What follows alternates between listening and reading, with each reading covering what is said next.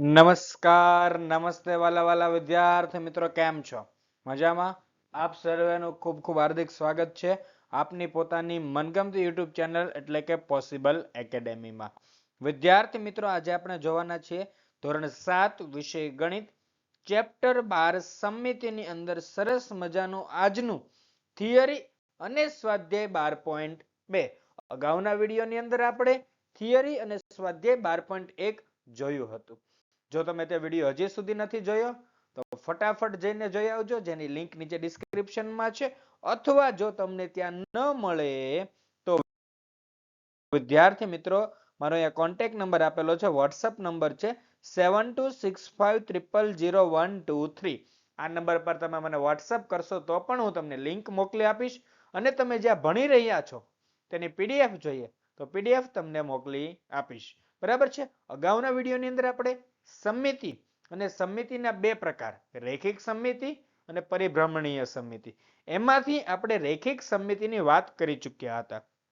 હવે વાત કરવી છે મારે તમને પરિભ્રમણીય સમમિતિની. પરિભ્રમણીય સમમિતિની વાત કરતા પહેલા અમુક ઇમ્પોર્ટન્ટ મુદ્દાઓ, મહત્વની બાબતો તેની ચર્ચા કરીશું. ત્યારબાદ હું તમને પરિભ્રમણીય સમમિતિની વ્યાખ્યા જણાવીશ. તો જોઈએ વિદ્યાર્થી મિત્રો કે ઘડિયાળના ચંદાના કેન્દ્રને નિશ્ચિત બિંદુ લઈ ઘડિયાળના કાંટા ફક્ત એક જ દિશામાં પરિભ્રમણ કરે છે. જો તમે આ ઘડિયાળ તો જોઈ જ હશે, તમારી આસપાસ ઘડિયાળ હોય કે નહીં? આ એક મેં સરસ મજાની ઘડિયાળ મૂકી કે તમને ખ્યાલ આવી જાય. તો આ ઘડિયાળનું નિશ્ચિત બિંદુ છે, ઘડિયાળના ચંદાનું કેન્દ્ર. આ કેન્દ્ર છે, જે લાલ કલર દેખાય ત્યાં શું છે? કેન્દ્ર. તેને નિશ્ચિત બિંદુ, અને એને આધારે જો આ કાંટા હોય, ઘડિયાળના કાંટા, તે શું થાય? આમ round and round, round and round, ગોળ ગોળ ગોળ ગોળ ફરતું હોય કે નહીં? પણ જો તે ફક્ત એક જ દિશામાં, આમથી આમ એક જ દિશામાં ફરે ફરે ફરે. બરાબર છે? તો આ એક પરિભ્રમણની વ્યાખ્યા થઈ થોડીક. પરિભ્રમણ એટલે શું?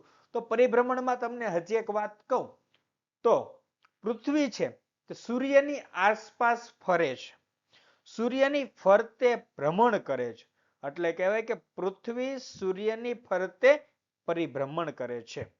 બરાબર છે?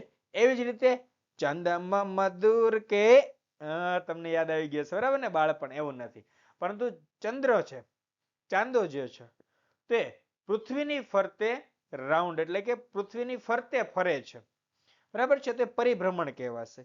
એવી જ રીતે આપણે આગળ એક વાત જોઈએ તો કે ઘડિયાળના કાંટાનું પરિભ્રમણ એ કાંટાની દિશાનું પરિભ્રમણ કહેવાય છે, જ્યારે તેની વિરુદ્ધ દિશાનું પરિભ્રમણ ઘડિયાળના કાંટાની વિરુદ્ધ દિશાનું પરિભ્રમણ છે. બરાબર છે? એ તો તમને ખ્યાલ આવી ગયો હશે. ઘડિયાળની દિશામાં ફરતું હોય તો તેને ઘડિયાળના કાંટાની દિશાનું, અથવા એનાથી ઊંધું, ઉલટું, વિપરીત ફરે તો તેને કાંટાની વિરુદ્ધ દિશાનું પરિભ્રમણ કહેવાય છે. હવે જો તમે સાયકલના ટાયર ને બધું તો જોયું જશે, પણ તમને એક સરસ મજાનું ચિત્ર બતાવ્યું, એનાથી તમને ખ્યાલ આવી જશે ઓટોમેટિક. બરાબર છે? આ કેવું સરસ મજાનું ચિત્ર છે, દેખાય છે? તો જો વચ્ચે સરસ મજાનું કેન્દ્ર છે, અને પછી જો ફર ફર ફર ફરે કે નહીં આમ. ઓકે, ચાલો. પછી તમને આવું જે તમે જો ચાકડો જોયો હશે, યાદ આવે? કુંભાર પાસે હોય તેવો. તો એનું શું રેડ કલર દેખાય તે નિશ્ચિત બિંદુ છે. Okay, next. ત્યારબાદ આપણે પંખુડી, પંખો જોયો ને તમે બધાએ? તો પંખો કેવો સરસ મજાનો ફરતો હોય. બસ એ જ વાત છે અહીંયા. બરાબર છે? ચાલો, તો આગળ જોઈએ એક સરસ મજાનો મુદ્દો. તો આ બધા શું છે કે પરિભ્રમણને લગતી બાબતોની મેં તમને વાત કરેલી છે. આગળ જોઈએ. જ્યારે કોઈ વસ્તુ પરિભ્રમણ કરે છે ત્યારે તેનો આકાર અને કદ બદલાતા નથી. જ્યારે કોઈ વસ્તુ પરિભ્રમણ કરે ને ત્યારે તેનો આકાર કે કદ ન બદલે. સર કેવી રીતે? બતાવો તો. જો આ પંખો છે, બરાબર છે? એ ફરે છે, ફરે છે કે નહીં? તો જો એક નિશ્ચિત બિંદુની આસપાસ ફરે છે, લાલ કલરનું બિંદુ દેખે એની આસપાસ ફરે છે. તો આમાં તમને કોઈ પાખિયાનો કે કોઈ આકાર કે કદ બદલાય તેવું લાગે છે? નથી લાગતું. જેવું છે એવું તેવું સેમ ટુ સેમ જ દેખાય છે. બસ, તો ત્યારે આ વાત એક ખાસ યાદ રાખવાની કે જ્યારે કોઈ વસ્તુ પરિભ્રમણ કરે છે ત્યારે તેનો આકાર અને કદ બદલાતા નથી. જો નાનું નથી થઈ જતું, મોટું નથી થઈ જતું, કાંઈ થતું નથી. બરાબર છે? ચાલો નેક્સ્ટ જોઈએ. ત્યારબાદ ઇમ્પોર્ટન્ટ મુદ્દો હજી એક, જો તમને દેખાય છે આ બધું, આકૃતિ કંઈક દેખાતી હશે જો સરસ મજાની અહીંયા A B C D હવે ત્યાં 90 અંશના ખૂણે ફરે છે તો આ A છે ડાબી બાજુ હતો તો નીચે આવી જશે B નીચે હતો જમણી બાજુ જતો રહેશે C જમણી બાજુ હતો ઉપર આવી ગયો D ઉપર હતો ડાબી બાજુ આવી ગયો તો 90 અંશના ખૂણે ફરે છે એટલે શું કહેવાય કે પરિભ્રમણમાં નિશ્ચિત બિંદુની આસપાસ વસ્તુ ફરે છે આ નિશ્ચિત બિંદુ એ પરિભ્રમણ કેન્દ્ર છે પરિભ્રમણમાં નિશ્ચિત બિંદુની આસપાસ વસ્તુ ફરે છે એ નિશ્ચિત બિંદુ એ પરિભ્રમણ કેન્દ્ર છે આ વાત ખાસ યાદ રાખવાની બરાબર છે આ કેન્દ્ર કેન્દ્ર કેન્દ્ર કેન્દ્ર એની આસપાસ ફરે સર ક્યાં બતાવો તો જો દેખાણું તમને અહીંયા કેન્દ્ર આ કેન્દ્ર દેખાણું આ શું છે પરિભ્રમણ કેન્દ્ર છે કે જેની આસપાસ ફરે છે જો ચારે ચાર આકૃતિઓ કેવી સરસ મજાની ફેરી દેખાય છે એક જ આકૃતિ છે પણ ફરે છે નેક્સ્ટ ત્યારબાદ જોઈએ કે પરિભ્રમણ દરમિયાન બનતા ખૂણાને પરિભ્રમણ કોણ કહેવાય છે જ્યારે પરિભ્રમણ કરે છે ત્યારે કે ખૂણો બનશે જો અહીંયા ખૂણો બન્યો અહીંયા ખૂણો બને અહીંયા ખૂણો બને તો કેવો ખૂણો બને જો આ રીતનો ખૂણો બનશે આ ખૂણો બન્યો તો જે ખૂણો બને છે તેને કહેવાય પરિભ્રમણ કોણ શું કહેવાય તેને પરિભ્રમણ કોણ ક્લિયર ચલો જોઈએ નેક્સ્ટ મસ્ત મજાનો ટોપિક કે એક સંપૂર્ણ પરિભ્રમણ ખાલી જગ્યા અંશનું હોય છે પરીક્ષામાં પૂછાઈ શકે આ મોસ્ટ આઈએમપી વસ્તુ છે આ સ્લાઇડની તમામ બાબતો યાદ રાખી લેજો એક સંપૂર્ણ પરિભ્રમણ 360 અંશનું હોય છે કેવી રીતે તો જો તમને આખે આખું આ ટાયર કલરફુલ દેખાઈ રહ્યું છે દેખાય છે આ 360 અંશનું છે રાઉન્ડ આખું એક સંપૂર્ણ પરિભ્રમણ કેટલા અંશનું હોય 60 અંશનું હોય છે બરાબર છે ચાલો ત્યારબાદ જોઈએ આપણે નેક્સ્ટ કે અડધા પરિભ્રમણનો અર્થ એ છે કે 180 અંશ દ્વારા પરિભ્રમણ અડધા પરિભ્રમણનો અર્થ શું છે 180 અંશ દ્વારા પરિભ્રમણ એટલે પરીક્ષામાં પૂછાઈ શકે અડધું પરિભ્રમણ એટલે કેટલું 180 અંશ આખું પરિભ્રમણ એટલે કેટલું 360 અંશ બરાબર છે ચાલો તો 180 અંશ વાળું જોઈએ આપણે તો 180 અંશ વાળું દેખાય નો અહીંયા જો અહીંયા અડધામાં કલર કરેલો છે દેખાય છે અડધામાં અહીંયા કેસરી અને લીલો અડધું પરિભ્રમણ જ દેખાય છે કે નહીં તમને બધાને હા કે ના બસ બરાબર છે તો ચાલો એને કહેવાશે અડધું પરિભ્રમણ એટલે કે 180 અંશ ઓકે ત્યારબાદ જોઈએ નેક્સ્ટ ચોથા ભાગના પરિભ્રમણનો અર્થ એ છે કે 90 અંશ દ્વારા પરિભ્રમણ ચોથા ભાગના પરિભ્રમણનો અર્થ એ છે કે 90 અંશ દ્વારા પરિભ્રમણ તો ચોથા ભાગનું પરિભ્રમણ એટલે આનું ચોથો ભાગ આ આખું 360 છે નો ચોથો ભાગ એટલે ફક્ત એટલો જ ભાગ તો જો અહીંયા આકૃતિની અંદર જો તમને દેખાણું ને આમ ચાર ભાગમાંથી આપણે આખું એક આવું બન્યું બસ આ ચોથો ભાગ 90 અંશ દેખાય છે ફક્ત જો આટલામાં જ ગ્રીન ને બ્લુ જેવું દેખાય છે એટલામાં દેખાણો કલર તમને ખબર પડી કેટલા ટુકડા કેવી રીતે પડ્યા આખું એટલે જો 360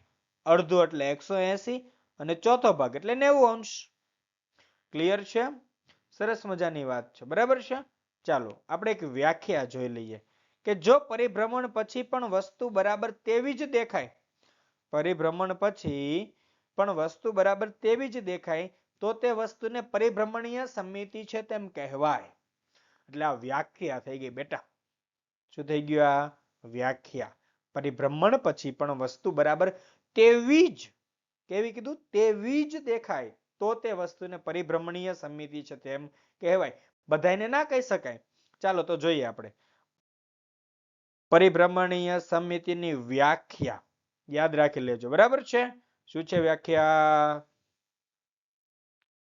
જો પરિભ્રમણ પછી પણ વસ્તુ બરાબર તેવી જ દેખાય તો તે વસ્તુને પરિભ્રમણીય સમિતિ કહેવાય છે બરાબર ચાલો આપણે અહીંયા સરસ મજાનો એક લંબચોરસ આકાર દેખાઈ રહ્યો છે જેમાં આપણું એકેડેમીનું નામ એટલે કે પોસિબલ એકેડેમીનું નામ છે બરાબર છે ચાલો તો લંબચોરસ છે ત્યાં ખૂણા પર ડાબી બાજુના ઉપરના ખૂણા ઉપર પોસિબલ લખેલું દેખાય છે હવે જો આ વસ્તુને હું પરિભ્રમણ કરાવીશ, ફેરવીશ, બરાબર છે, એને હું રોટેશન કરાવું છું, ફેરવું છું, બરાબર છે. તો જોજો હમણાં ફરશો તમને દેખાશે. દેખાણું કે નહીં ફર્યું તે? હા, તો જો પોસિબલ અહીંયા લખ્યું હતું તો ફર્યું તો અહીંયા નીચે આવી ગયું. તો ફર્યું, જો પરિભ્રમણ પછી પણ વસ્તુ બરાબર તેવી જ દેખાણી, તેવી જ. આ નામ ખાલી સિમ્બોલ તમને ખબર પડે ને, આકૃતિ કે કયો ખૂણો ક્યાં ગયો એટલા માટે છે. બાકી નામને ધ્યાનમાં નહીં લેતા, આકૃતિને, વસ્તુને ધ્યાનમાં લેજો. ફક્ત વસ્તુ, આકૃતિ, આકારને ધ્યાનમાં લેજો. Okay, just see the figure. Okay, next ફરી પાછું આને રોટેશન કરાવશું, ફરી પાછું પરિભ્રમણ કરાવશું, તો ફેરવશું તો કેવું દેખાશે જોવો તો ચાલો. હા, જો પહેલી આકૃતિ જેવી હતી એવી ને એવી આકૃતિ આવી ગઈ. એવી ને એવી એટલે કે તેવી જ, જેવી પહેલી આકૃતિ તેવી જ છેલ્લી આકૃતિ દેખાય છે. મતલબ આવું કેટલી વાર ફેરવવાથી થયું? સર અહીંયા તમે પહેલી વાર ફેરવું હતું, અહીંયા બીજી વાર. તો જોયું તમે, લંબચોરસની પરિભ્રમણીય સમિતિ છે, પરંતુ તે પરિભ્રમણીય સમિતિ પણ કેટલી? તે પરિભ્રમણીય સમિતિનો ક્રમ કહેવાય તેને. તે ક્રમ છે 2. ક્રમ વિશે હું તમને નેક્સ્ટ સ્લાઇડ ની અંદર વાત કરીશ. અત્યારે તમે ખાલી એટલું યાદ રાખો કે લંબચોરસ આવી રીતે ફર્યો. ચાલો હજી એક સરસ મજાનું ઉદાહરણ ચોરસનું જોઈ લઈએ. બરાબર છે, ચોરસ દેખાય છે અહીંયા, જો સરસ મજાનો ચોરસ છે. હવે જો આ ચોરસનું રોટેશન થશે, ફરશે, રેડી, તો કેવું દેખાશે? જો ફરી ગયું, પહેલી વાર ફર્યું, દેખાણું ચોરસ કે અહીંયા હતું તો એક જ વખત 90 અંશના ખૂણે ફરી ગયું. જો આ લંબચોરસ હતું ને એ આપણું કેટલા અંશના ખૂણે ફરતું હતું? 180 અંશના ખૂણે ફરતું હતું. તો આ લંબચોરસ, સોરી ચોરસ છે, ચોરસ, ચોરસ કેટલા અંશના ખૂણે ફરી ગયું? 90 અંશના ખૂણે. બરાબર છે, 90 અંશના ખૂણે ફરી ચૂક્યું છે. ઓકે, ત્યારબાદ નેક્સ્ટ જોઈએ. જો ફરી પાછું એ ફરી ગયું કે નહીં? તો બીજી વાર ચેન્જ થયો અહીંયા. ઓકે, 90 અંશના ખૂણે. ત્રીજી વાર પાછું ફરશે, હમણાં જો દેખાણું, દેખાય છે ને? બસ આ વસ્તુ ખાસ ધ્યાનમાં રાખજો વાલા વિદ્યાર્થીઓ. ચાલો જોઈએ ત્યારબાદ નેક્સ્ટ, એટલે ત્રીજી વાર ફર્યું. અને હવે જોજો ચોથી વારમાં જેવી મૂળ આકૃતિ છે ને આપણી, તેવી ને તેવી સેમ ટુ સેમ આકૃતિ આવી જશે. રેડી છે? 4 વખતમાં આપણે જો મેન મૂળ આકૃતિ આવી ગઈ. આમાં જે છે ને ખૂણો મારાથી એક જરાક ભૂલમાં અહીંયા લખાઈ ગયો છે, એ ખૂણો તમે અહીંયા નીચે સમજજો. બરાબર છે, અહીંયા સમજી રાખજો. ઓકે વાલા વિદ્યાર્થીઓ, ચાલો તમને આ વસ્તુ સમજાઈ ગઈ હશે કે પરિભ્રમણ પછી પણ વસ્તુ બરાબર તેવી જ દેખાય તો તે વસ્તુને પરિભ્રમણીય સમિતિ છે તેમ કહેવાય. તો જો લંબચોરસ, ચોરસ આવી આકૃતિઓને પરિભ્રમણીય સમિતિ છે. ચલો હજી એક સરસ મજાની હજી થિયરીની અંદર વાત જોઈ લઈએ આપણે કે શું છે પરિભ્રમણીય સમિતિ. બરાબર છે, આપણે તો વ્યાખ્યા તો જોઈએ જ હમણાં. ચાલો, કોઈ પણ આકૃતિને 360 અંશનું પરિભ્રમણ કરાવતા, કોઈ પણ આકૃતિને 360 અંશનું પરિભ્રમણ કરાવતા, મતલબ એક આખું પરિભ્રમણ કરાવતા, એક સંપૂર્ણ પરિભ્રમણ કરાવતા, પરિભ્રમણ દરમિયાન જેટલી વખત આકૃતિ મૂળ આકૃતિ જેવી જ દેખાય. પાછળની સ્લાઇડ યાદ કરો. લંબચોરસ કેટલી વાર મૂળ આકૃતિ જેવો દેખાણો? ચોરસ કેટલી વખત મૂળ આકૃતિ જેવો દેખાણો? તો એટલે જ કે કોઈ પણ આકૃતિને 360 અંશનું પરિભ્રમણ કરાવતા પરિભ્રમણ દરમિયાન જેટલી વખત આકૃતિ મૂળ આકૃતિ જેવી જ દેખાય તેને પરિભ્રમણીય સમિતિની કક્ષા અથવા તો પરિભ્રમણીય સમિતિનો ક્રમ કહેવાય છે. રેડી? ક્લિયર છે? ચાલો જોઈએ ત્યારબાદ નેક્સ્ટ કે ચોરસની પરિભ્રમણીય સમિતિની કક્ષા કેટલી છે? 4. આપણે અગાઉ પણ જોયું હતું અને એ જ વસ્તુ અહીંયા તમારી ચોપડીની આકૃતિ દ્વારા સમજાવવાનો પ્રયત્ન કરેલો છે. જો અહીંયા આપ્યું છે P ખૂણા પર લખીને, જો એ P ફરીને અહીંયા આવી ગયો 90 અંશ છે, એ P ફરીને 90 અંશે જશે તો અહીંયા આવશે, એ 90 અંશે ફરશે તો અહીંયા આવશે, 90 અંશે ફરશે તો અહીંયા આવશે. તો કેટલી વખતમાં એવું જોવો? બરાબર છે, દેખાય છે? 4 વખતમાં મૂળ આકૃતિ આવી ગઈ. જો P અહીંયા છે એનો એ P કેટલી વખતમાં આવ્યો? 1, 2, 3, 4. એટલા માટે કેટલી થઈ ગઈ? 4. ચોરસની પરિભ્રમણીય સમિતિની કક્ષા કેટલી થઈ? 4. રેડી છે?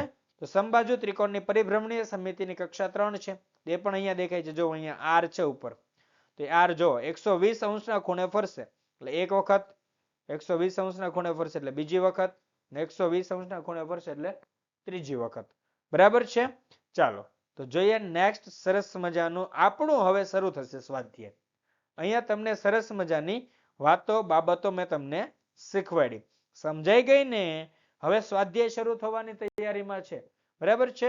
ચાલો તો જોઈએ સરસ મજાનું સ્વાધ્યાય 12.2 નો પહેલો પ્રશ્ન. શું છે પહેલો પ્રશ્ન?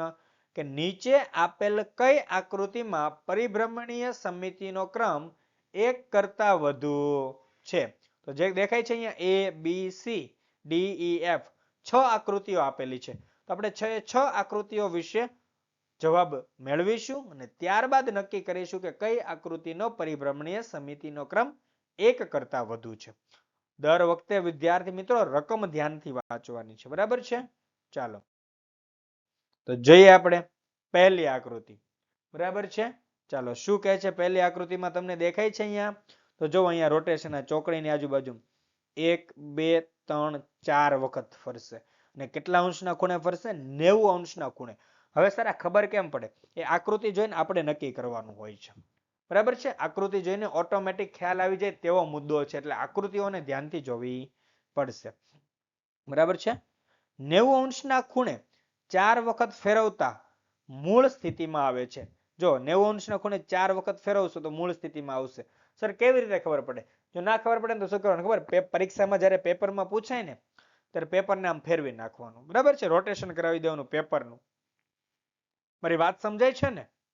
પેપરને ફેરવવાનું, કાગળ હાથમાં હોય ને એને, કે કેટલી વખત સેમ ટુ સેમ દેખાય છે. રેડી છે? તો આ પરિભ્રમણીય સમિતિનો ક્રમ કેટલો હશે? 4. આપેલ આકૃતિનો પરિભ્રમણીય સમિતિનો ક્રમ 4 છે. ત્યારબાદ નેક્સ્ટ બી આકૃતિ જોઈએ. તો બી જોવો તો સમબાજુ ત્રિકોણ છે. તો યાદ કરો સમબાજુ ત્રિકોણમાં શું કીધું હતું? 120 અંશના ખૂણે 3 વખત ફેરવતા મૂળ સ્થિતિમાં આવે છે. એટલે પરિભ્રમણીય સમિતિનો ક્રમ કેટલો થાય? 3 થાય. બરાબર છે. ચાલો ત્યારબાદ નેક્સ્ટ સી જોઈએ. કે જો સી ની અંદર તમે જોવો તો ફેરવો તો લાગે છે સેમ ટુ સેમ આવે એવું. એક આખું રોટેશન કરશો ને 360 અંશ ત્યારે તે સેમ ટુ સેમ લાગશે. બરાબર છે. એટલે 360 અંશના ખૂણે એક વખત ફેરવતા મૂળ સ્થિતિમાં આવે છે. કદાચ મારાથી બોલવામાં મિસ્ટેક થઈ તો માફ કરજો. 360 અંશ આવશે. બરાબર. એક આખું રોટેશન 360 અંશનું ફેરવશો ત્યારે તે મૂળ સ્થિતિમાં આવશે. એટલે એને કેટલી વખત ફેરવવાનો? એક જ વખત ફેરવવાનો રહેશે. તો પરિભ્રમણીય સમિતિનો ક્રમ બરાબર 1. આ 3 દાખલા જોયા હોય ને તો તમને ખ્યાલ આવે કે જેટલા અંશનો ખૂણો અને જેટલી વખત ફેરવવાનો એ બંને ભેગા મળીને ગુણાકાર કેટલો થાય? 360 અંશ. જો 90 ગુણ્યા 4 360 અંશ, 120 ગુણ્યા 3 360 અંશ, 360 ગુણ્યા 1 360 અંશ. એવી જ રીતે ડી દાખલો જોવો. ડી માં h આપેલો છે.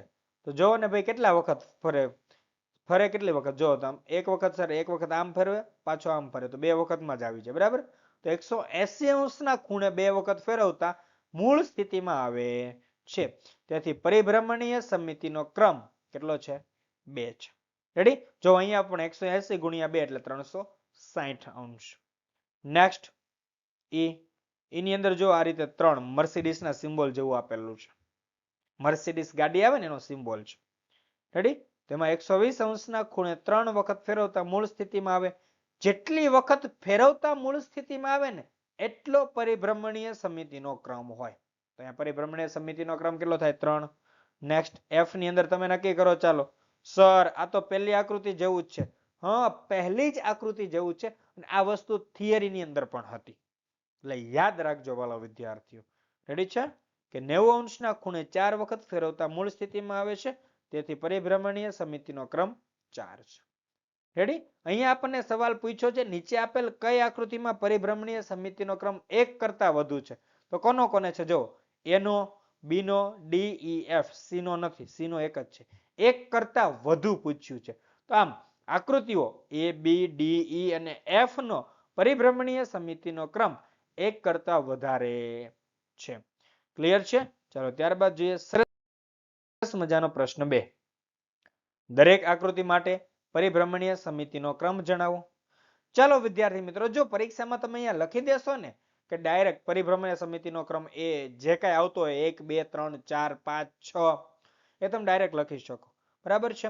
અને જો તમારે થોડુંક ડીપમાં લખવું છે, સમય છે ને સમજાવીને લખવું છે, તો હું જે રીતે લખું છું ને એ રીતે પણ લખી શકો છો અને તમે જવાબ પણ લખી શકો છો, તમારી મનમરજી, બરાબર છે. અને જો એક વસ્તુ યાદ રાખવાની કે જો તમારા શિક્ષકે કીધું હોય કે સમજૂતી લખો તો લખવી પડશે, ત્યારે હું વચ્ચે આવીને ના પાડી શકું નહીં, બરાબર છે. બાકી મોટા ભાગે એવું જ હોય છે, ડાયરેક્ટ જવાબ લખો તો કોઈ ખોટું પાડતું હોતું નથી.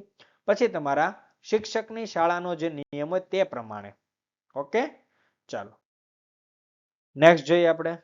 તો પહેલી આકૃતિ, આ આકૃતિ, જો આ આકૃતિનો આમ જવાબ જોવા જઈએ તો તમે, હું જે જવાબ આપીશ અત્યારે એ ચોપડી મુજબ અને બધા કહે છે એ મુજબનો છે, પણ મારા પોઈન્ટ ઓફ વ્યૂ થી આનો જવાબ અલગ આવે છે. મારા મત મુજબનો જવાબ હું તમને આનો જવાબ આપ્યા પછી જણાવું છું. રેડી? ચાલો. તો 180 અંશના ખૂણે 2 વખત ફેરવતા મૂળ સ્થિતિમાં આવે છે. એટલે પરિભ્રમણીય સમિતિનો ક્રમ કેટલો થશે? 2.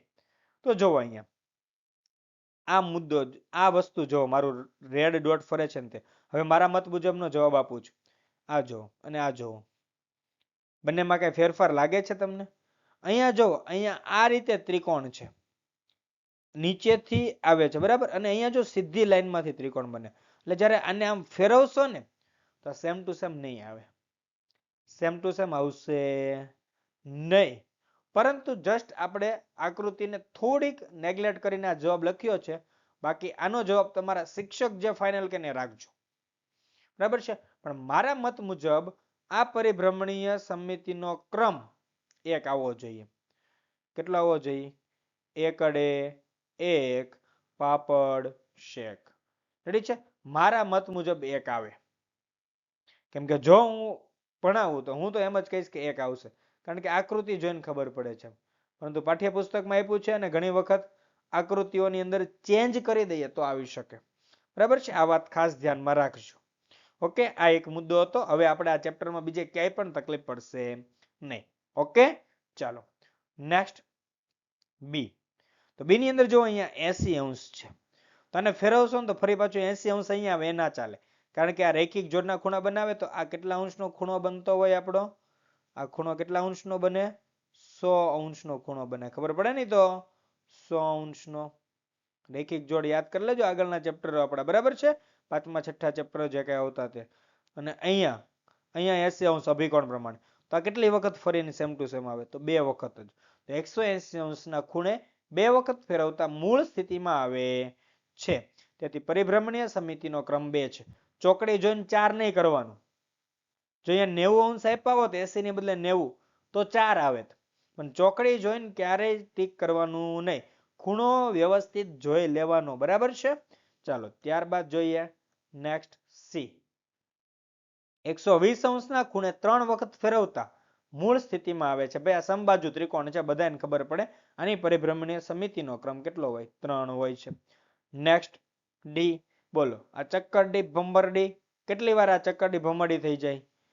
સાહેબ 4 આવે. ચોખ્ખી વાત છે. 90 અંશના ખૂણે 4 વખત ફેરવતા મૂળ સ્થિતિમાં આવે, તેથી પરિભ્રમણીય સમિતિનો ક્રમ કેટલો છે? 4 છે. રેડી છે?